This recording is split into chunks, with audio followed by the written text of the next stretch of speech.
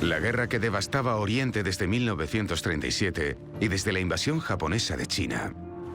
Llegó a Europa el 1 de septiembre de 1939 con la invasión alemana de Polonia. Se hizo mundial el 7 de diciembre de 1941, cuando los aviones japoneses atacaron la base naval estadounidense de Pearl Harbor. Llegó a todos los continentes. Y duró 6 años.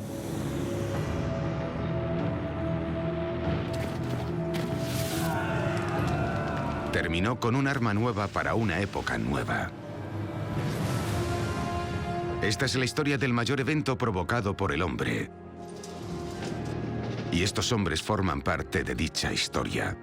Fueron testigos de los triunfos y de las tragedias de la guerra, allá donde tuvo lugar.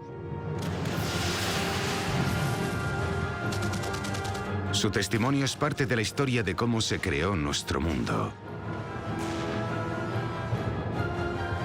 Por parte de quienes pudieron pagar el precio.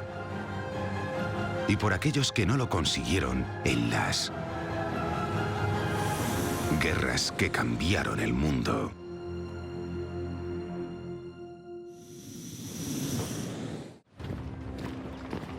En anteriores episodios de guerras que cambiaron el mundo, las fuerzas armadas de la Alemania de Hitler barrieron toda Europa. En septiembre de 1939, acabaron con la nación de Polonia junto con sus aliados soviéticos. En 1940, Noruega, Dinamarca, los Países Bajos, Luxemburgo y Bélgica fueron conquistadas y Francia se rindió. 6 meses después de la caída de Francia, Vyacheslav Molotov, el ministro de Asuntos Exteriores soviético, visitó Berlín para hablar sobre cómo estaría repartido el mundo tras la victoria. Porque, como dijeron a Molotov, la guerra está lejos de terminar y Gran Bretaña está derrotada. Usted dice que Gran Bretaña está derrotada, dijo Molotov a su homólogo von Ribbentrop. Entonces, ¿qué hacemos en este refugio antiaéreo?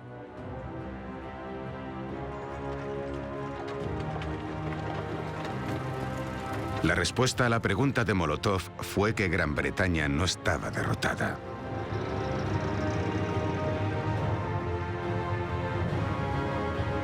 Pero estaba sola. Episodio 4. Sola.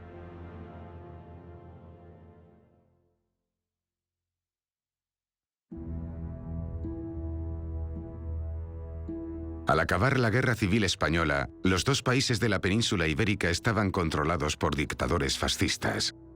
Italia llevaba más de 15 años gobernada por otro dictador similar, Benito Mussolini. Y ahora el resto de Europa occidental, casi toda Escandinavia y buena parte de Europa central y oriental, llevaba la esvástica. En Oriente, la Unión Soviética de Joseph Stalin estaba muy atenta a las condiciones de su acuerdo con Hitler, al que suministraba comida y otros materiales. Pero el mayor imperio del mundo estaba invicto y desafiante.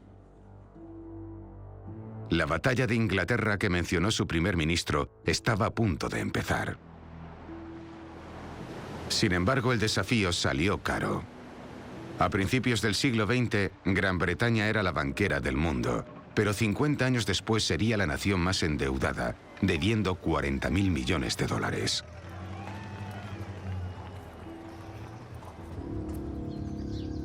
El racionamiento de comida se introdujo progresivamente desde enero de 1940. En Alemania fue introducido en agosto de 1939, un mes antes de invadir Polonia.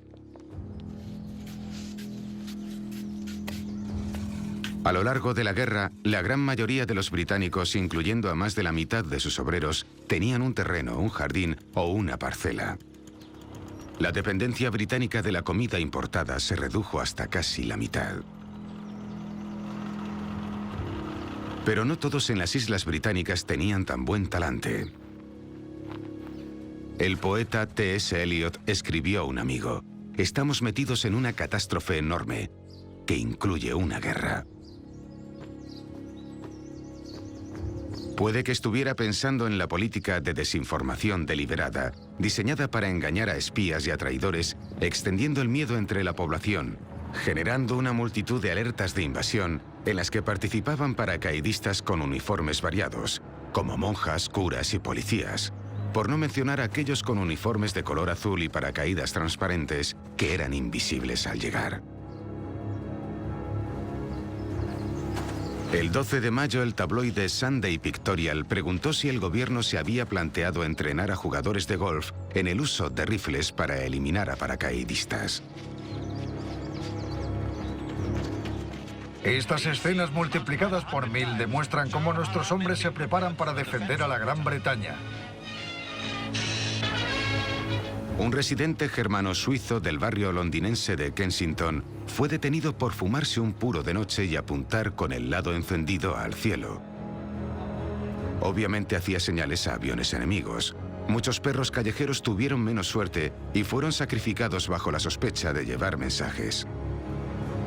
El 23 de mayo detuvieron a Sir Oswald Mosley, quien había liderado a los fascistas británicos durante los 30 años con cierta virulencia, pero poco éxito electoral.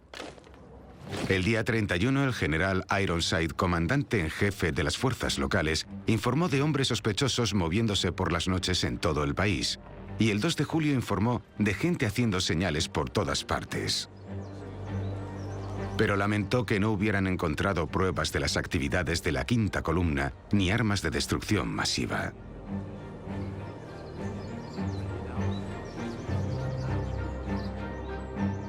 De hecho, aunque a día de hoy existen muchas historias, desde rayos mortales a monjas paracaidistas, las pruebas que las respaldan son tan endebles como las de la existencia del ratoncito Pérez.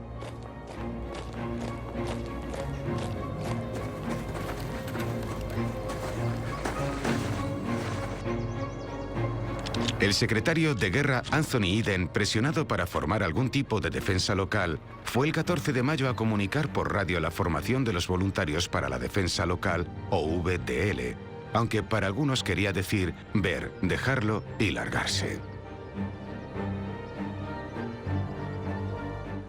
Este cuestionario va dirigido a aquellos civiles que no estén en fábricas de armamento ni al servicio del gobierno. ¿Se ha unido a los voluntarios para la defensa local? Los VDL formaron grupos relacionados con clubes sociales, deportivos y con fábricas. En julio, 250.000 hombres se habían unido, pero no tenían las armas necesarias. Cuando empezaron a formar la Guardia Interior, los VDL, me apunté. Tenía 15 años cuando lo hice. Nos enseñaron un poco de esto y del otro, y finalmente te daban tu fusil. El que nos dieron fue un fusil Ross, un fusil canadiense en el que solo entraban 5 balas. Churchill insistió en que los VDL se renombraran como Guardia Interior. Eden estaba molesto. Había impreso 1 millón de brazaletes de la VDL. Estaba en la Universidad de Dulwich y no me esforzaba demasiado porque pasaba casi todas las tardes en la Guardia Interior como mensajero, aprendiendo a fumar, a beber y todas esas cosas. Jack White quería participar en la Guardia Interior, pero rechazaron su solicitud porque al ser hijo de judío ruso se le clasificó como extranjero.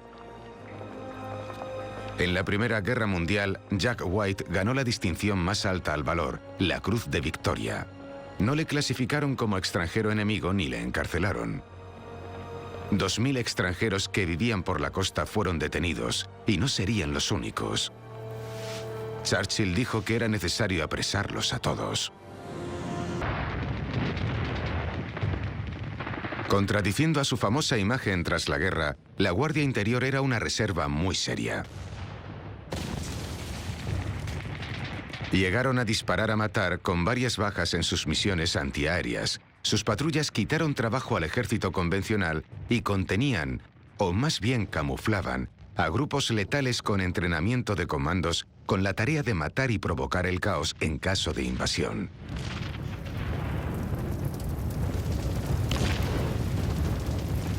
La Guardia también simuló ser el enemigo en varios entrenamientos. Más de un recluta nuevo dijo haber sido capturado por veteranos de la Primera Guerra Mundial, más expertos en la guerra que ellos. Durante casi un mes hicimos muchas cosas clandestinas y luchamos contra la Guardia Interior. Y la gente creía que la Guardia Interior era de chiste, pero no es verdad. Me capturaron 2 veces y yo me pensaba que era un soldado listo. Estaban muy al quite. El plan para la defensa de Gran Bretaña del 12 de julio marcó una línea al sur, desde Edimburgo hasta Medway. Otra al oeste, desde el sur de Londres hasta el sur de Bristol, una zona con más zonas de detención. Dentro de estas áreas se cavaron zanjas antitanques, se construyeron fortines de hormigón y todos esperaron.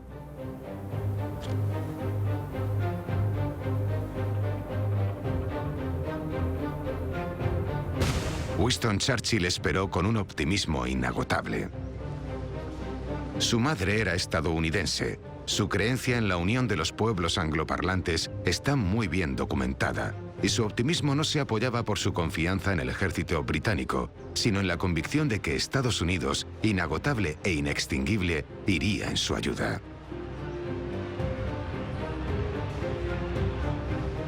El mayor motivo para que Churchill creyera que su salvación vendría del otro lado del Atlántico llegó en agosto, en un momento crucial de la guerra. El Congreso estadounidense no permitiría una falta de neutralidad suministrando material bélico a ningún bando sin un pago previo.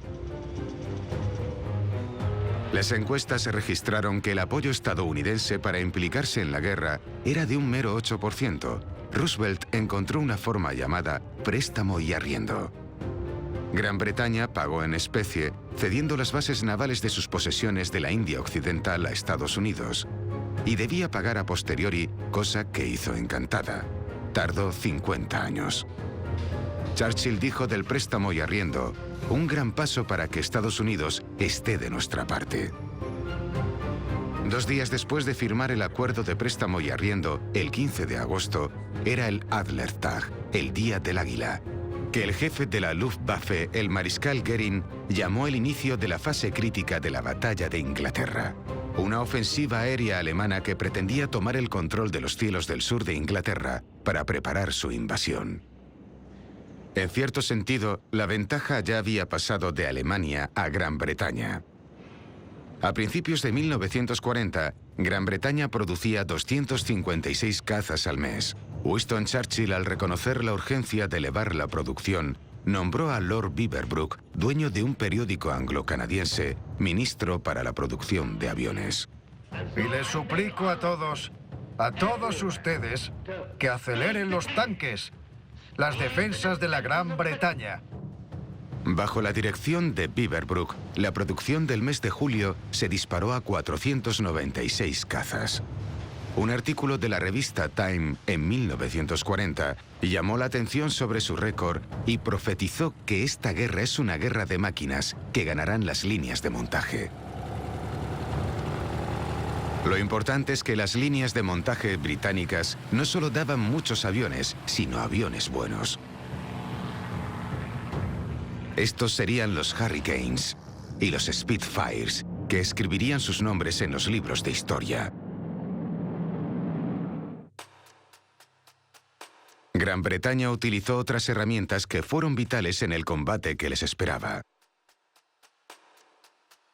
Los famosos criptólogos se instalaron en Bletchley Park, una casa rural a las afueras de Londres, y descifraron las señales de la Luftwaffe que advertían de las misiones planificadas.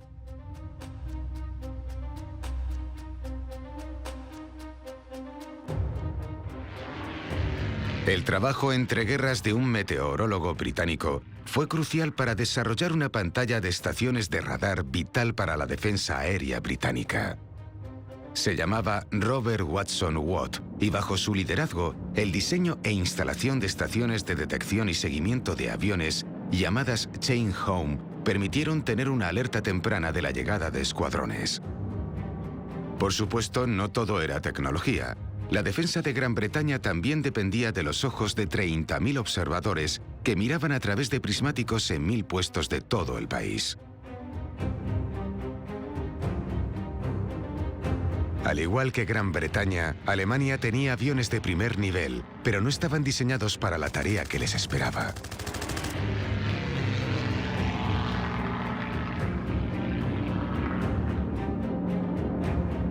habían sido desarrollados para apoyar operaciones sobre el terreno.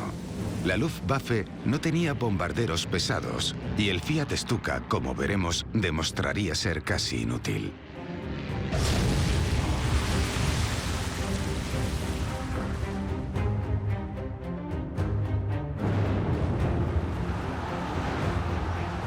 El comandante de la Luftwaffe, Hermann Göring, era fiel al partido nazi desde el principio, unas de los cazas condecorado en la Primera Guerra Mundial, al que hirieron en el golpe de Estado planeado por Hitler y abortado, el llamado Putsch de la cervecería. La medicación que utilizó Göring durante su recuperación le convirtió en adicto a la morfina de por vida. Tenía una gran influencia en Hitler y en las estrategias y gastos de la Luftwaffe. Entre el primer ataque aéreo del 10 de julio y mediados de agosto, la estrategia alemana, o más bien la de Göring, era la de provocar combates con los cazas británicos atacando a los convoyes marítimos. El 8 de agosto, la RAF perdió 16 aviones sobre el Canal de la Mancha, pero derribó a 31.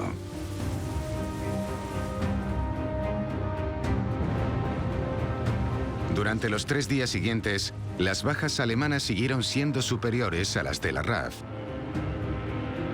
Y el 12 de agosto cambiaron su planteamiento. En otra parte de su imperio, Gran Bretaña iba a luchar en otro frente que acabaría con una retirada forzosa de sus tropas. En las primeras horas del 3 de agosto de 1940, el ejército italiano cruzó la frontera entre el África Oriental italiano y la Somalilandia británica. Los italianos tenían 24.000 efectivos enfrentados a una fuerza británica de 4.000 soldados, principalmente soldados de India y de África.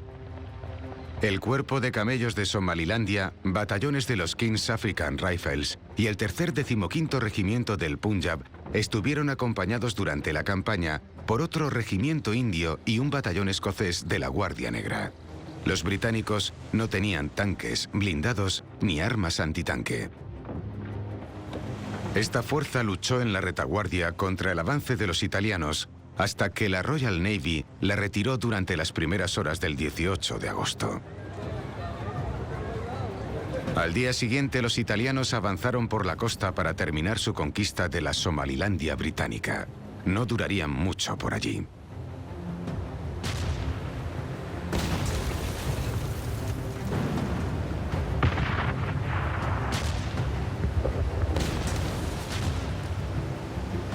El mes de agosto fue más relevante para los libros de historia y también fue el más importante y famoso de la Batalla de Inglaterra. La Luftwaffe atacó directamente a la Royal Air Force, apuntando contra aeródromos e instalaciones de apoyo. Muchos aeródromos estaban en el sureste de Inglaterra y los cielos de esa parte del país recibieron el apodo de Hellfire Corner, la esquina del infierno.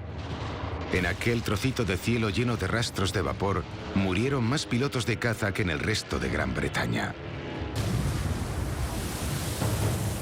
Bajo el cielo, en las colinas y en los cabos, se juntaban multitudes que aplaudían a cada baja enemiga. El primer día del ataque contra la RAF, 3 aeródromos fueron dañados y una estación de radar fue eliminada. Al día siguiente, el 13 de agosto, la Luftwaffe lanzó su mayor ataque en la guerra hasta la fecha. Realizó 1.485 misiones, atacando aeródromos, aunque apuntaron por error contra muchos que no eran bases de cazas. Y perdieron más del doble de aviones que la RAF. Las pérdidas de la flota de Junkers 87, los Stukas que habían aterrorizado a las fuerzas en tierra, fueron muy duras.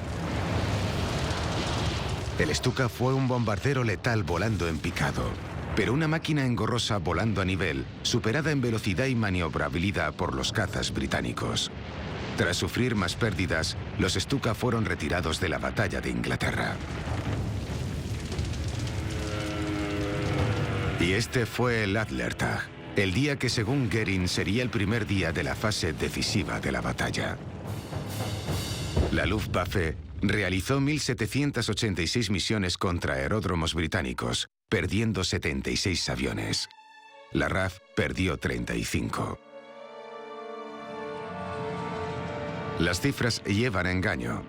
Las pérdidas británicas podían suplirse hasta cierto punto reparando los aviones dañados que volvían a sus bases. Los aviones alemanes que tuvieron que aterrizar en Gran Bretaña estaban perdidos. Lo más revelador es que los pilotos británicos que saltaban sobre su territorio volvían a combatir. Los pilotos alemanes eran capturados. Se tomaron a más de 900 pilotos de la Luftwaffe que saltaron sobre Gran Bretaña como prisioneros. Los aviones alemanes también tenían la desventaja del tiempo limitado que podían pasar sobre sus objetivos. Su mejor caza, el Messerschmitt 109, tenía un alcance operativo de solo 850 kilómetros y una buena parte se utilizaba solo para ir y volver de la zona de combate. Aún así, fue tal y como dijo el duque de Wellington respecto a Waterloo, lo más apurado que haya visto. El 18 de agosto las bajas británicas, aunque eran inferiores a las que sufrió la Luftwaffe, eran importantes. Más de un centenar de pilotos de la RAF habían muerto en una semana. Este recurso no podía sustituirse con celeridad. En una de esas anomalías del destino que parecen estar por todas las narrativas de la guerra, la cuasi ventaja que ganaron los alemanes el día 18 no fue aprovechada, ya que el tiempo y las tensiones del bando alemán obligaron a darse 4 días de pausa. Fue durante esta pausa, el 20 de agosto, cuando Winston Churchill dio uno de sus discursos más recordados. Nunca en la historia del conflicto humano tantos debieron tanto a tan pocos. Que los que lucharon y ganaron la batalla de Inglaterra eran pocos en número comparados con aquellos que estaban en deuda es indudable. Pero no eran pocos en comparación con el número de oponentes a los que se enfrentaron. En muchos sentidos, la lucha en los cielos ingleses fue igualada. Y unos pocos de esos pocos dominaron la batalla. Los ases de la aviación tuvieron una cantidad desproporcionada de éxito.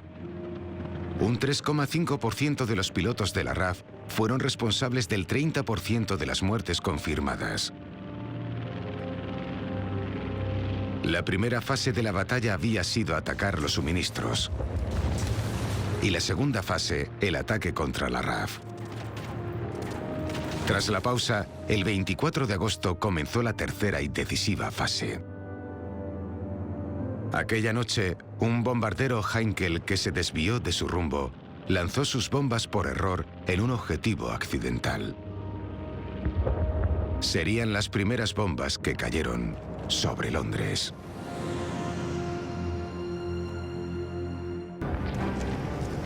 Unos 15.000 londinenses murieron durante el Blitz y más de 250.000 perdieron sus hogares. Entre los edificios dañados había varias iglesias de Rouen, la Cámara del Parlamento y el Palacio de Buckingham, el hogar londinense del rey y la reina. El 30 de septiembre, la Luftwaffe hizo su último ataque durante el día y a partir de entonces atacaría por las noches.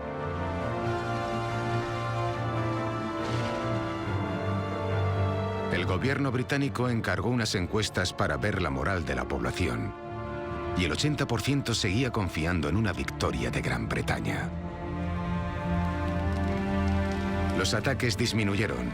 Los británicos proclamaron que a finales de octubre llegaría el fin de la batalla de Inglaterra, aunque Londres seguiría sufriendo graves daños.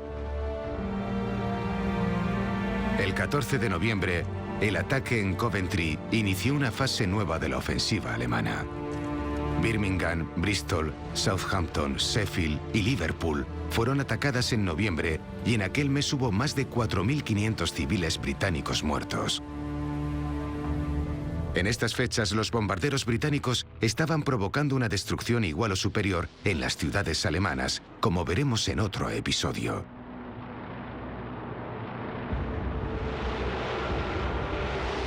La última noche del Blitz de las ciudades británicas no llegaría hasta mediados de mayo de 1941, cuando Hitler necesitaba todas sus fuerzas en otra parte para la invasión de Rusia. Una guerra mundial siempre llamará la atención por todo el globo al ocurrir eventos de mayor o menor importancia, pero todos forman parte del mismo panorama. Otoño de 1940 es en muchas historias la historia de la batalla de Inglaterra, pero la historia necesita de una visión periférica. El 6 de septiembre de 1940, el día anterior al primer gran bombardeo contra Londres, el rey Carlos de Rumanía, bisnieto de la reina Victoria, abdicó, dejando el país en manos de otro líder fascista, John Antonescu.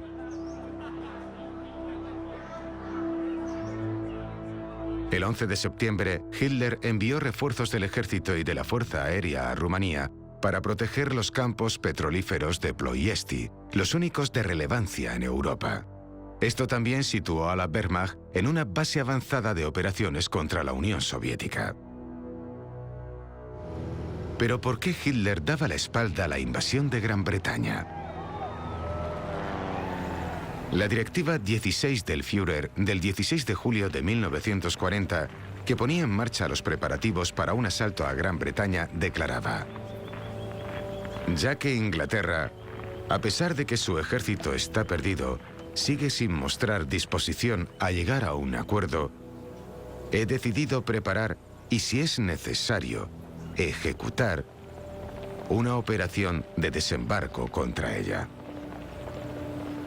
Si es necesario. ¿Cómo podía no ser necesario? Solo 3 días después, en un discurso en el Reichstag, que fue transmitido por todo el mundo, Hitler dijo: ahora mismo oigo un grito de Londres. No es el grito de las masas del pueblo, sino de los políticos, diciendo que la guerra debe continuar ahora más que nunca. Hitler dijo: en esta hora me siento con la obligación a realizar otro llamamiento a la razón en Inglaterra.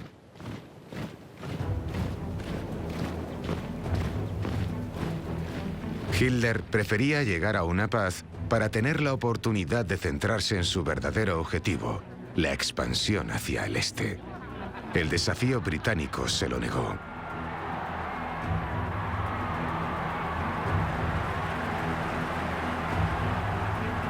Hitler comprendía muy bien los riesgos de invadir las islas británicas. Un fracaso destruiría al instante lo que había construido a través de sus triunfos extraordinarios desde septiembre de 1939. Los jefes de la Marina y de la Fuerza Aérea no estaban convencidos. Había una división entre sus generales y el mismo Hitler no estaba seguro de si tendría éxito. En tierra soy un héroe, dijo al comandante de la Kriegsmarine.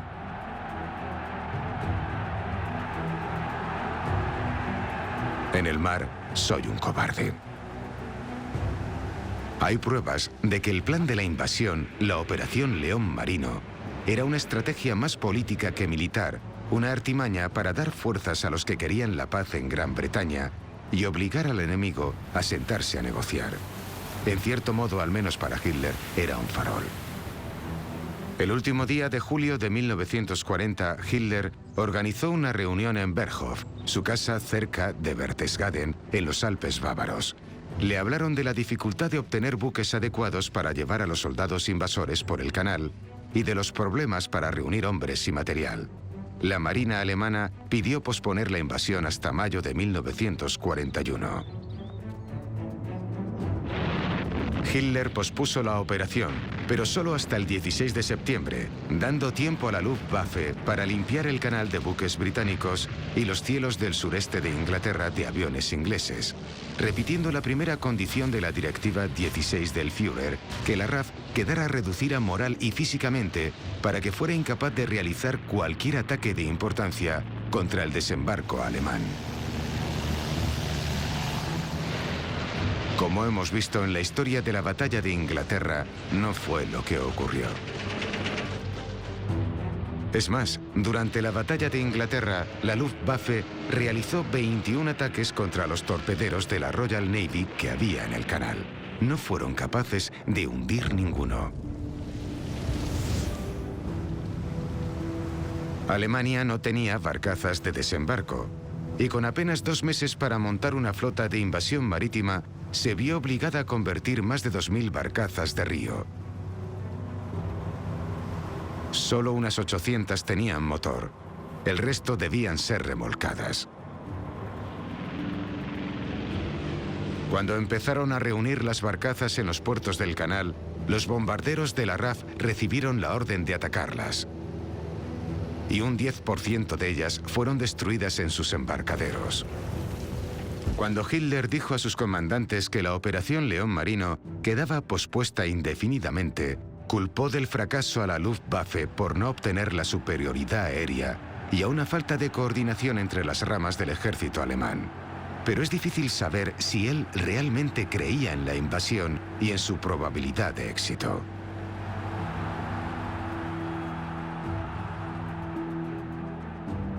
Con la cancelación de la Operación León Marino, Gran Bretaña se quedó con un portaaviones que resistió en las costas de Europa Occidental.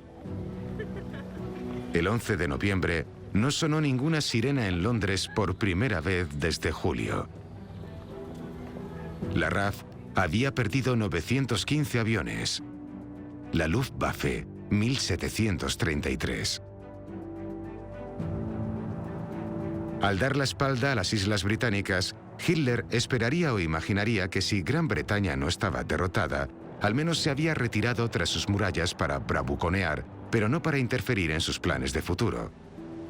El peligro que pasó por alto fue que, por encima de todo, la batalla de Inglaterra aseguró la supervivencia de una oposición contra el Tercer Reich, y que dicha oposición no era la de un país en una isla en las costas del continente europeo.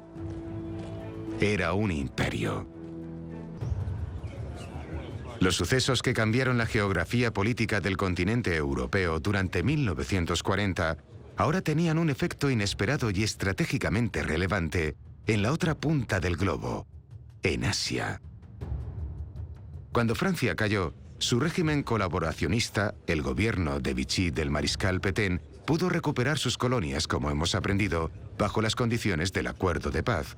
Y una de las joyas de esa corona imperial era la Indochina francesa, los actuales estados de Vietnam, Laos y Camboya. Para el Japón expansionista, la ocupación de estos territorios era tentadora, y en el caso de Vietnam era cuestión de atravesar la frontera de la China ocupada, cosa que hicieron en septiembre de 1940.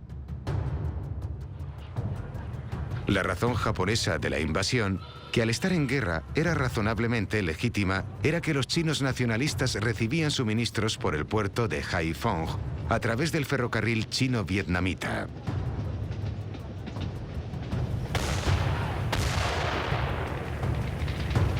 Cuando el ejército imperial japonés lanzó una amenaza de invasión, el gobierno francés de Vichy claudicó y el 22 de septiembre firmó un acuerdo que permitía a los japoneses desplegar varios miles de efectivos en suelo vietnamita. Los japoneses exigieron bases en Indochina durante la conferencia y las consiguieron. Mientras, los ataques aéreos sobre China continúan. Chongqing, la capital, es bombardeada una y otra vez. A las pocas horas de firmar el tratado, varias columnas del ejército imperial japonés cruzaron la frontera desde 3 puntos y avanzaron hasta la cabecera de la vía, cerca de Longzhou. Al día siguiente, el 23 de septiembre, la Francia de Vichy protestó ante el gobierno japonés por incumplir su acuerdo. La mañana del 24, los aviones japoneses atacaron las posiciones francesas en la costa, y el 26, las fuerzas japonesas llegaron a la costa al sur de Haiphong y se adentraron en el puerto. Al llegar la tarde del 26, los combates habían acabado.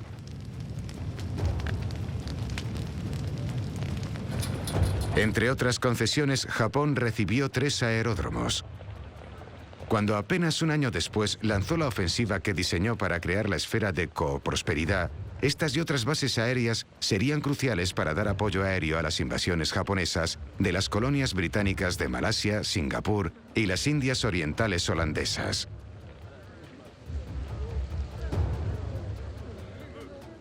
Además de en Asia, durante estos meses la guerra mundial llegó y estalló en un gran conflicto en otro continente, África.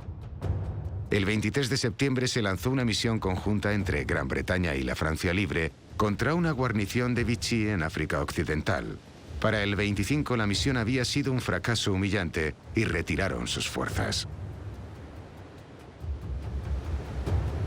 Una fuerza de la Royal Navy con el general Charles de Gaulle a bordo, líder de la Francia Libre, se preparó para suplicar a sus compatriotas en Dakar, la capital del actual Senegal.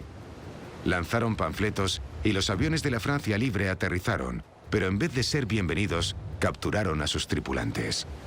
Las baterías navales y costeras intercambiaron disparos y de Gaulle declaró que no quería ser el responsable de que franceses mataran a franceses. El escuadrón se retiró. La misión tenía el inapropiado nombre de Operación Amenaza. En septiembre de 1940 también empezaron las maniobras en lo que sería el teatro de operaciones más conocido y relevante del continente africano, el litoral del norte de África. Italo Balbo, mariscal de la Fuerza Aérea Italiana, fue uno de los arquitectos del fascismo italiano y el único líder fascista contrario a las leyes antijudías y a la alianza de Mussolini con Alemania. Fue el responsable de organizar la invasión de Egipto. El 28 de junio de 1940, al aproximarse a Tobruk para aterrizar, Balbo y su tripulación murieron derribados por error por artilleros italianos. El fuego amigo fue un mal comienzo para la campaña de Italia en el norte de África. El 13 de septiembre, cuando era evidente que Hitler no iba a invadir Gran Bretaña, Mussolini ordenó la invasión de Egipto. El día 16, los italianos ya habían recorrido casi 100 kilómetros más allá de la frontera de Libia. Tuvieron 3.500 bajas, pero los británicos que se replegaron hacia el desierto solo habían tenido 150 bajas. El comandante británico, el general y posterior mariscal de campo, Archibald Wavell, tenía la ventaja de sus blindados sobre sus oponentes. Así que decidió contraatacar y echar a los italianos de vuelta a la frontera con Libia, poniendo el puerto vital de Tobruk en manos aliadas.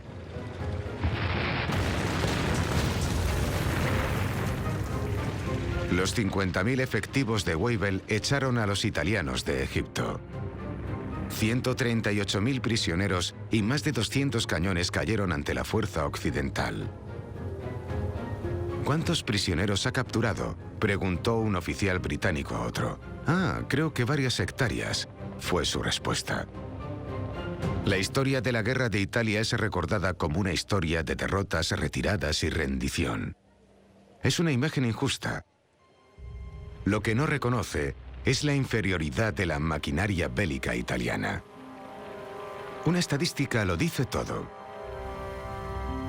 En 1938, los gastos militares de Italia eran de 746 millones de dólares.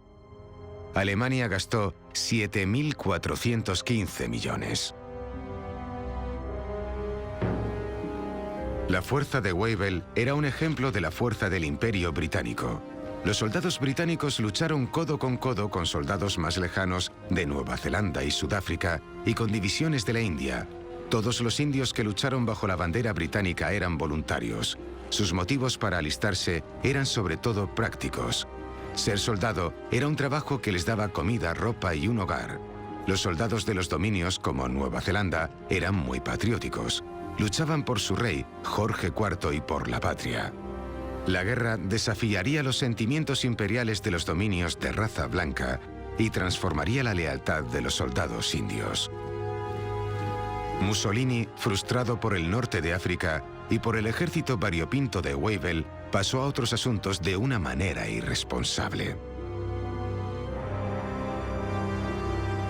Volvió a sus ambiciones sobre los Balcanes, que hicieron que invadiera Albania, y utilizando ese pequeño país como trampolín, Mussolini comenzó la invasión de Grecia el 28 de octubre. Il Duce solo avisó a Hitler de sus intenciones el día anterior al ataque. Se entrevistó con el Führer el día en el que se movieron las tropas italianas. Fue una guerra de vanidad. Grecia era neutral, era irrelevante para los objetivos de Hitler, pero Grecia y los Balcanes podían, o eso esperaba Mussolini, aumentar el prestigio italiano para igualar los logros bélicos de Alemania. Hitler, aunque estaba enfurecido por la temeridad, le ofreció soldados para ayudar en la invasión italiana, pero Mussolini los rechazó. Debía ser un triunfo italiano. El primer ministro griego, el general Iohannis Metaxas, otro dictador de derechas, también rechazó la ayuda de Gran Bretaña y sin apoyo alguno, organizó el 4 de noviembre un contraataque contra los italianos invasores.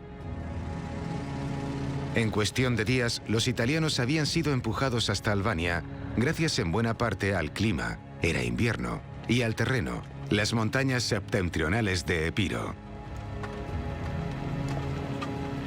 El jefe del Estado Mayor italiano, el mariscal Pietro Badoglio, había previsto este resultado y dimitió cuando el duce ignoró sus consejos.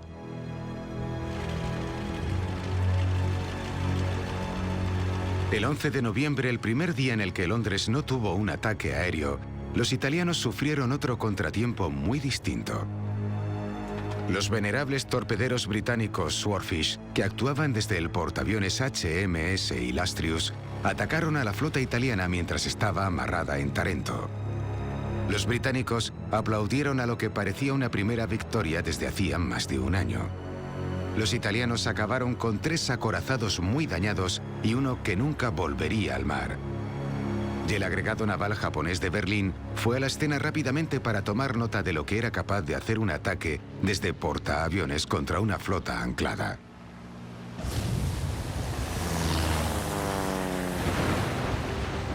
El 4 de diciembre, 5 semanas después de la invasión de Grecia, el general Ubaldo Sodu, subsecretario estatal de guerra de Italia, recomendó un armisticio. El invierno ya había paralizado la actividad militar. Los ejércitos se enfrentaban entre sí en lo que había sido territorio italiano. En enero, Hitler anunció que daría apoyo militar a su compañero del eje, empezando a ayudar a Italia en Grecia y después en el norte de África.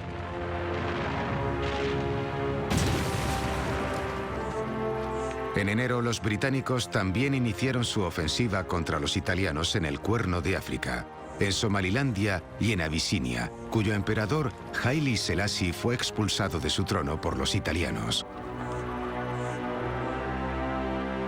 Pero en el año venidero ocurrirían sucesos más importantes. Al comenzar 1941, el presidente Franklin Delano Roosevelt dio un discurso al pueblo estadounidense. Dijo: «Amigos míos, esto no es una charla sobre la guerra junto a la chimenea. Hablo de la seguridad nacional». Dijo al público internacional, ya que muchos escuchaban por todo el mundo con radios de onda corta: «Debemos ser el gran arsenal de la democracia». Y concluyó: «No hay excusas para el derrotismo. Tenemos todos los motivos para la esperanza. Esperanza por la paz, sí. Esperanza por defender nuestra civilización y por construir una civilización mejor en el futuro».